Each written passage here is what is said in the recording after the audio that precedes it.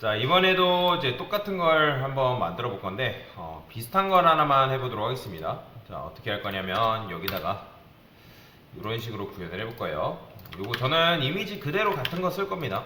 여러분들은 어떤 이미지를 써도 크게 상관은 없어요. 그 다음에 이 div 했던 거 요거 그대로 복사해서 가져올 거고요. 그 다음에 div한테 보더 좀 칠해볼게요. 보더. 픽셀 솔리드 레드라고 되어 있어요. 자, 일부러 그냥 이제 이 이미지를 보려고 이렇게 쓴 거고요. 그런데 자, 여러분들이 이 div의 자식인 div한테 호버했을 때 그 이미지한테 그 이미지의 크기를 키우는 방법이 있습니다. 단순히 이제 너비를 키우는 거 말고 이 녀석의 크기를 키우는 방법이 있는데, 그게 바로 뭐냐면 스케일이라는 문법이 있어요. 트랜스폼, 자, 스케일이라는 문법인데, 자, 지금 이 스케일 같은 경우는 기본값이 1입니다. 1.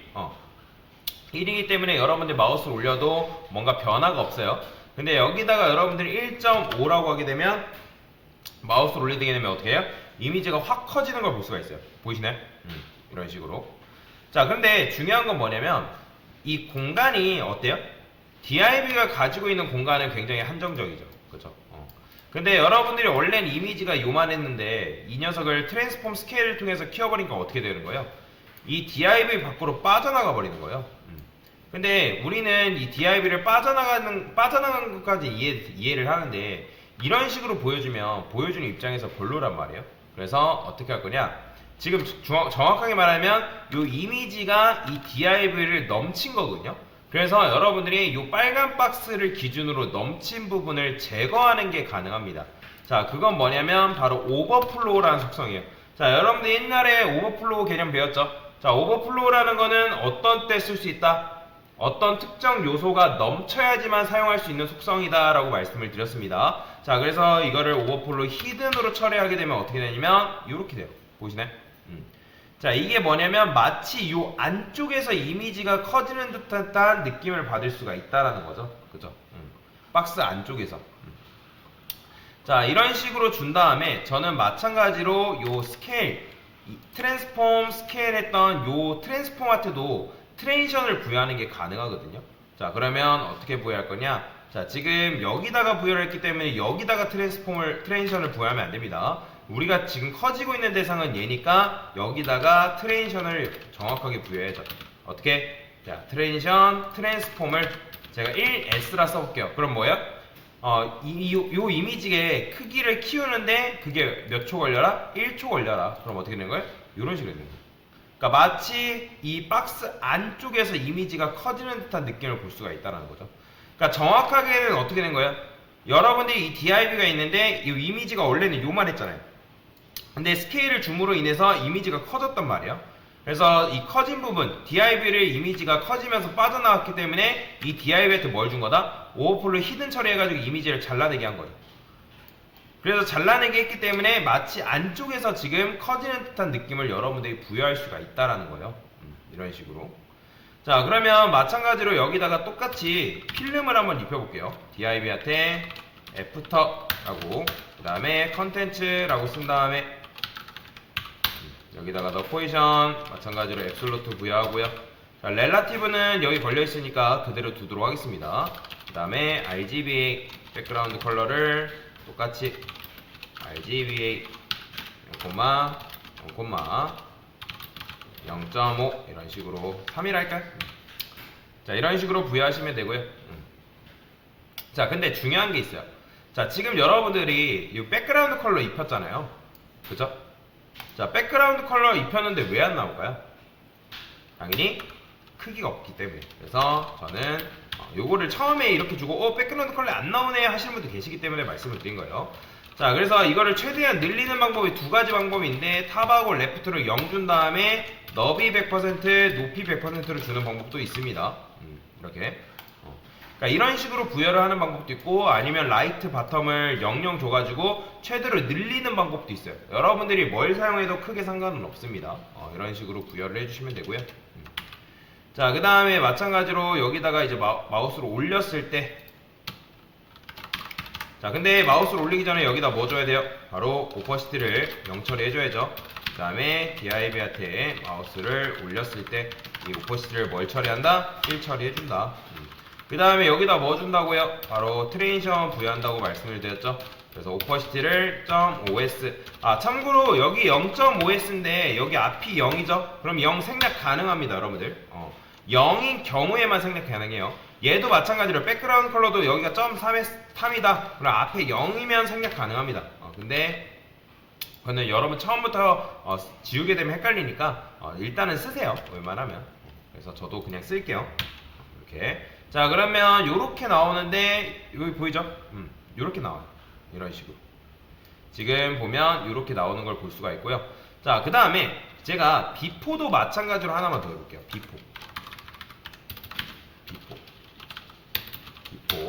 비포도 똑같이 컨텐츠 1, 2, 3 그 다음에 포지션 앱솔루트 줘가지고 자 그 다음에 얘를 어떻게 수직 수평 중앙 연결 시켜야죠.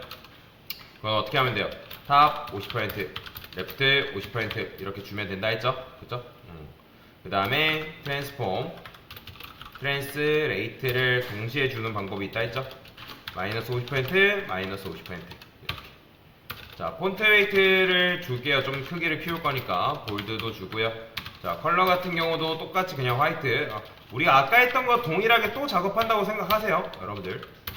보더도 마찬가지로 5픽셀 솔리드라고만 주고요. 그 다음에 패딩을 한 30픽셀 30픽셀 너무 키니까 자 10픽셀 여기는 5픽셀 10픽셀 이런 식으로. 자 이런 식으로 살짝 주고요. 얘를 5픽셀로 줘야겠네요. 왜냐면 가운데로 정렬시키기 위해서 이렇게 준 거라고 보시면 됩니다. 그 다음에 보더 레디우스도 줘야겠죠. 보더 레디우스도 10픽셀 정도. 근데 이제 이게 너무 작으니까 패딩을 조금 더 늘려볼게요. 10픽셀, 20픽셀, 20픽셀 이런 식으로. 자 그러면 위아래 10픽셀인데 위아래 10픽셀 이제 좌우 이제 20픽셀만큼. 근데 이렇게 이렇게 왜 네 가지로 줬냐면 살짝 이 가운데로 맞추려다 보니까 이렇게 준 건데 5픽셀 한 이렇게. 근데 이렇게 하면 좀 적으니까 10픽셀 그냥 20픽셀 줄게요 그냥. 그 다음에 여기다가 우리가 뷰라고 썼죠. 근데 여기서 중요한 게 있어요 여러분들. 자 보세요. 자 지금 여기다가 우리가 그래요 요거까지 하고 설명드릴게요. 얘도 마찬가지로 우리가 뭐 했죠? 오퍼시티를 0 줬죠. 그죠? 안 나오게 해야 되니까. 그 다음에 오퍼시티를 1 처리했고요. 그 다음에 트랜지션을 어떻게 오퍼시티도 마찬가지로 .os 이런 식으로 줬잖아요.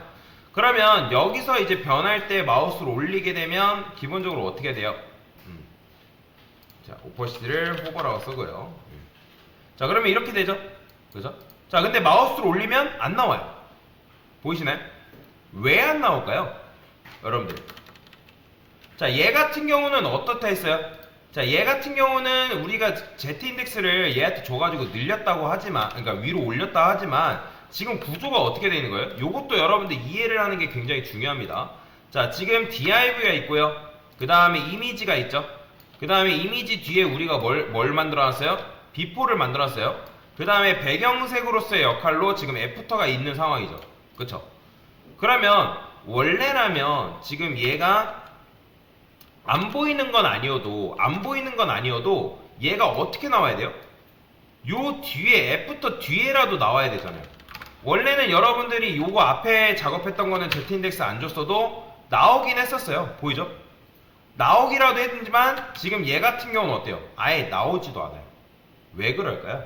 이거는 이제 여러분들이 CSS의 작업과 관련되어 있는 건데, 여러분들이 이 이미지한테 트랜스폼 스케일을 주게 되면 이 이미지한테는 여러분들이 Z인덱스를 부여하지 않았지만 이 녀석이 Z인덱스 계열에 참여해버립니다.